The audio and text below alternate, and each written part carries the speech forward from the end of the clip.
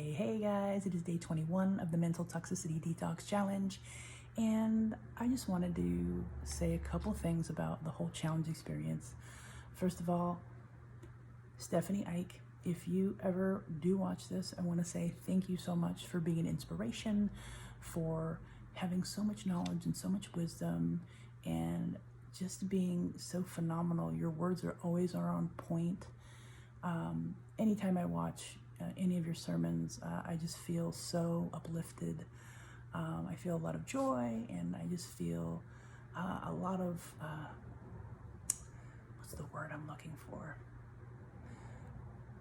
I just feel spiritually nourished, and I just really feel that when you give a word, it hits me, and it resonates with me deeply. And I want to let you know that I'm so thankful for you and what you do. And man, your word, help, my mind is a mess, is what inspired me to jump on to the 21 Activate Challenge, which I already had plans to do something similar. Not necessarily, stepping out of the specific quote unquote mental toxicity that I was stepping out of, which was doubt for me. I doubted that I would add value to others by posting a video and just talking freely about whatever topic resonated with me, or that I was inspired, that I saw. And I proved myself wrong, because I was able to help a couple people.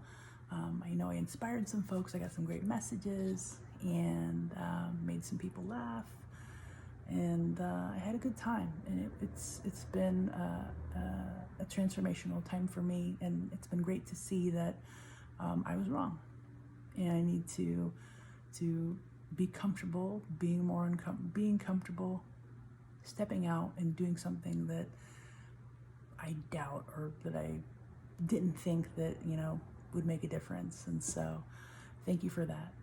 And again, every time you put out a sermon, your words are always uplifting, inspirational, really touching, and really resonate with me. And they've just added so much value in my life.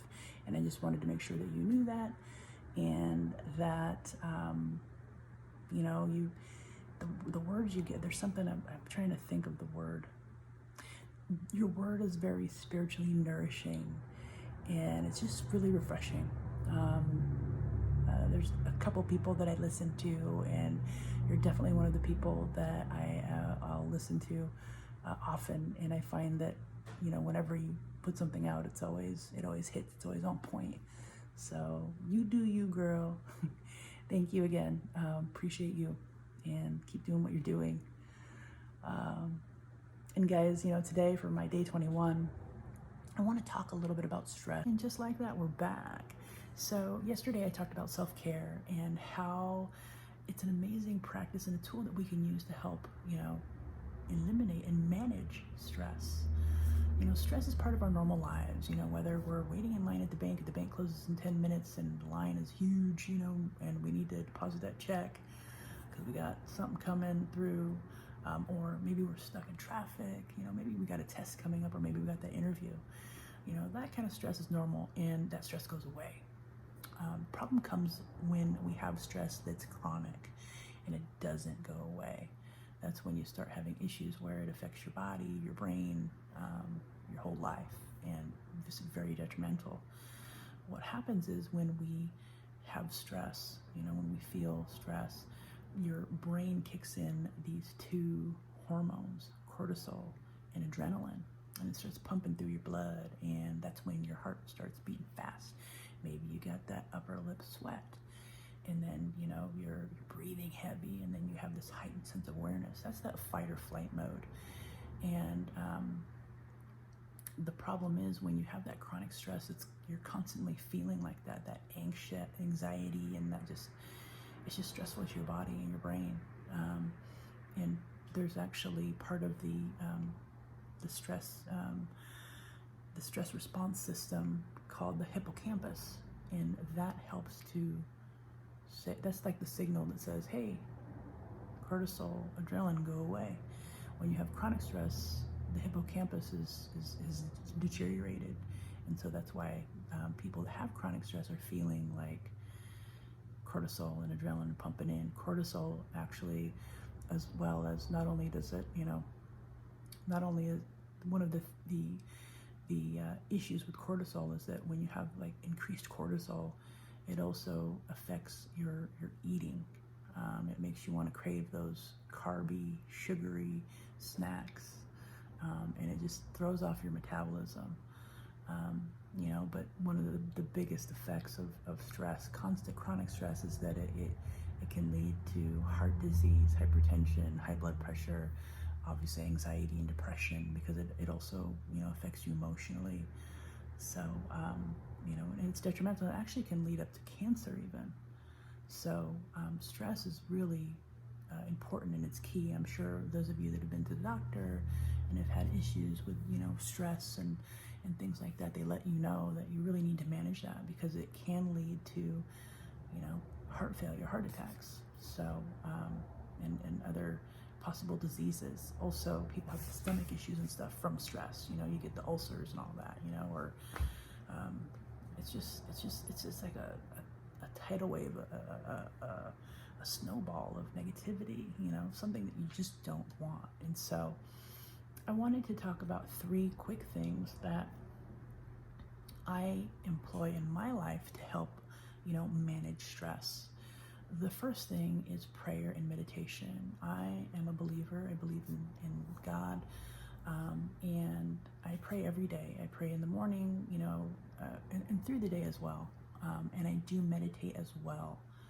And it's been proven that prayer and meditation help to relieve anxiety, lower your blood pressure, improve your sleep, and really help to prolong your life. It's very therapeutic and very helpful. And these are all things that have been,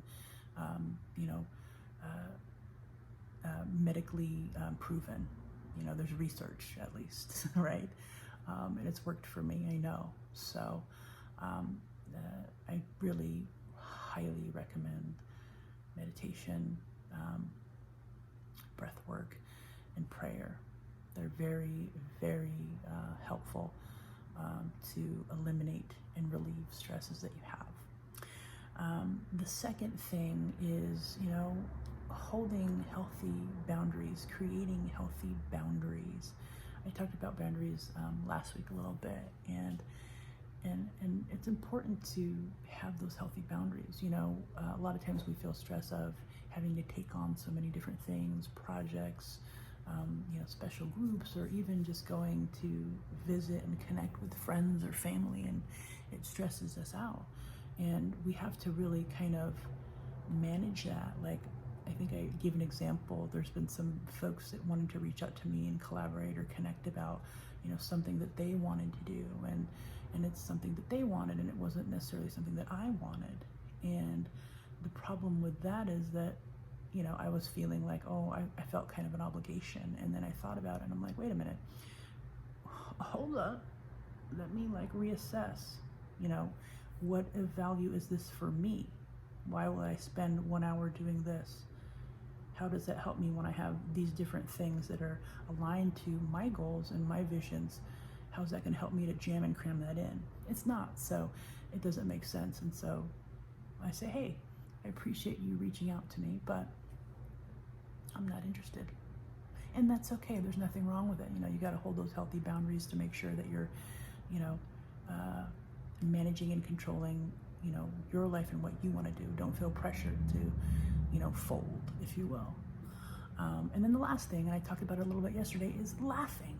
Laughing is so amazing. It helps to relieve stress. It makes you feel good. It releases those endorphins, the feel-good endorphins inside you, and it makes you happy. It relieves that anxiety and stress, and it's a great workout sometimes if you're laughing for a long time. So those 3 things, guys, try it out. Prayer, meditation, holding your boundaries, creating healthy boundaries, and laughing. So that's a wrap for day 21. Peace.